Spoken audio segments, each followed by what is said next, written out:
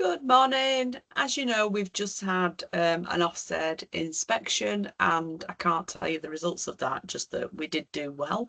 However, we've made the very difficult decision that we will deregister as an adoption support agency through Ofsted.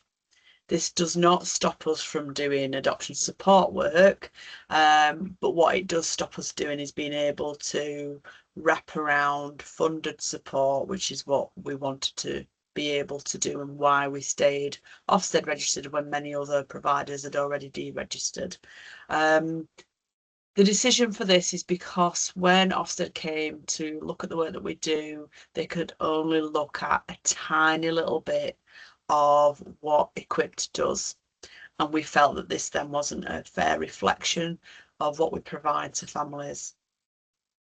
The only bits they could actually look at were where adopted children have accessed the Otis project and the band project over the summer, and little bits of bridge funding. So they couldn't track the progress over the entire block of work that we'd done where funding was through the SCCIF.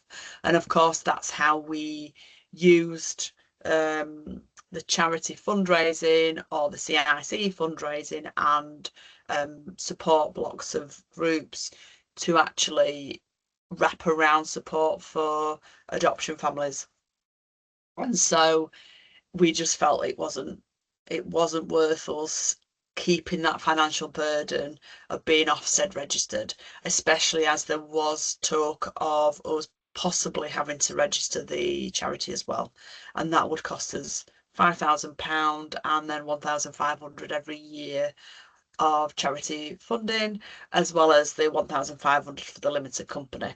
So as a result, we've decided that we will deregister. This does not impact us offering the therapeutic parenting work, which we can still do because that's with the adults. We can also still offer therapeutic work and therapy to adopters, and we can offer wraparound support to a young person that comes under adoption if they're beyond 18.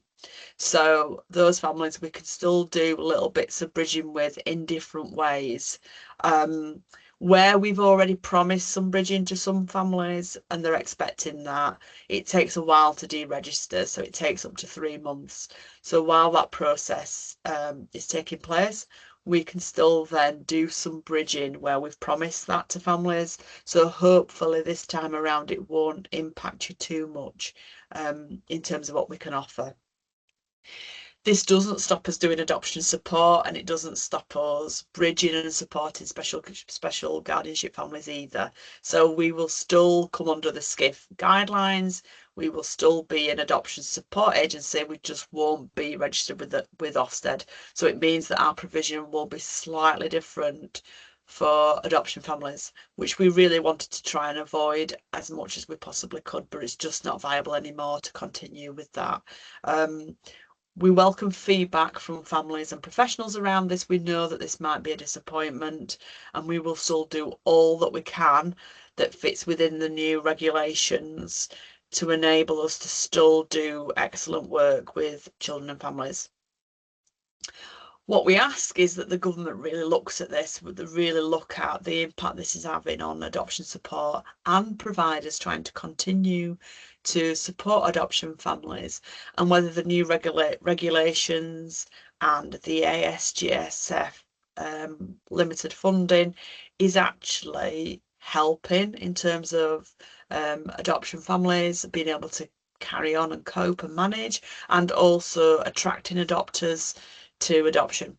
I really think it needs urgently looking at.